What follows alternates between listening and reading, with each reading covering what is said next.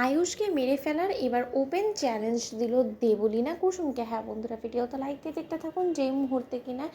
সকালবেলা হঠাৎ করেই কড়া নাড়তে থাকে দেবলীনা কুসুমের বাড়িতে এসে, ঠিক সেই সময় কুসুম সকালে দরজা খোলা মাত্র যখন দেবলীনাকে দেখতে পায়, ঠিক সেই সময় কুসুম বলতে থাকে যে ওই ভেবেইছিলাম আপনি হবেন, আজকে গোটা দিনটা যে আমার কী যাবে। ঠিক সেই সময় কথা বলা মাত্র দেবলীনা হাসতে থাকে এবং বলতে থাকে যে নাও এই ফ্লাওয়ার্সটা তোমার জন্য এনেছি, কনগ্রাচুলেশনস কুসুম, আফটার অল তুমি এখন আয়ুষ্মান গাঙ্গুলির স্ত্রী, গাঙ্গুলি গ্রুপ অফ কোম্পানিজে সিইওর ওয়াইফ বলে কথা, তাই তোমাকে কনগ্রাচুলেট করার জন্য আসলে এখানে এসেছি। তুমি আমাকে একটু মিষ্টি মুখ করাবে না, ভেতরেও আসতে বলবে না,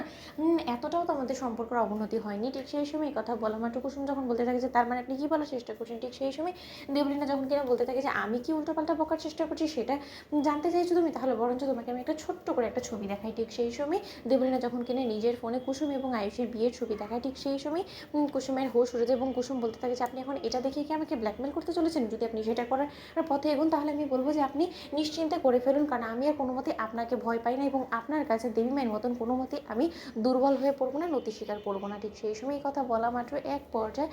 যখন কিনা দেবলীনা হাসতে থাকে এবং বলতে থাকে যে আরে না না না, আমি তো শুধু তোমাকে কনগ্রাচুলেট করতে এসেছি এবং তোমাকে সাবধান করে দিতে এসেছি যে এই যে তুমি আয়ুষ্মান গাঙ্গুলির নামে লুকিয়ে বাচ্চা স্মৃতিতে সিঁদুর পড়ছো না, সেটা তো আগেও পড়েছো, এখনও পড়ছো, কিন্তু তা সত্ত্বেও তুমি তোমার স্মৃতি সিঁদুর কতদিন রক্ষা করতে পারো সেটাই তোমাকে আলটিমেটাম দিতে আমি এখানে এসেছি। তার কারণ আমার তো কোনো মতেই মনে হয় না যে তুমি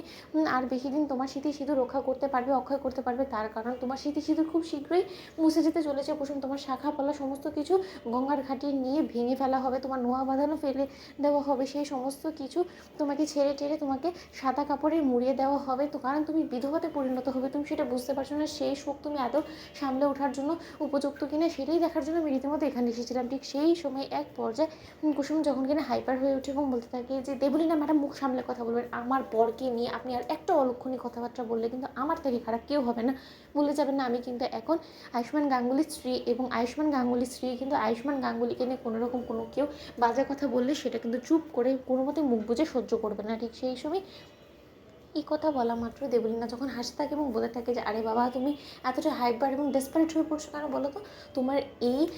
ডেসপারেট হওয়াটাই তো তখন প্রয়োজন পড়বে না যখন কি না আয়ুষের বড় রকমের কোনো একটা দুর্ঘটনা ঘটবে এবং সেই দুর্ঘটনার কবল থেকে তুমি কী করে আয়ুষকে বাঁচাবে তুমি সেটা ভাববে, কিন্তু কোনো লাভ হবে না। তার কারণ আয়ুষকে এত দূরে নিয়ে গিয়ে ওর অবস্থা বিগড়ে দেওয়া হবে, যার ফলে কিনা তুমি চেয়ে চেয়ে দেখা ছাড়া, সহ্য করা ছাড়া কোনো রকম কোনো তোমার কাছে উপায় থাকবে না। এরকমভাবে আয়ুষকে তিলে তিলে শেষ করে দেবো, কারণ আয়ুষকে শেষ করে দেওয়া মানে ইন্দ্রাণী গাঙ্গুলি এবং কুসুম সরকারের উপর থেকে আমার প্রতিশোধ নেওয়াটা পূরণ হয়ে যাবে, এবং সেটাই তোমরা দুজন যাতে সহ্য করতে পারো, সহনশীল হয় সেটাই বলার জন্য, তোমাদেরকে সাবধান করার জন্য এখানে এসেছি। তো বন্ধুরা লাইক কমেন্ট শেয়ার করে সাবস্ক্রাইব করতে ভুলো না।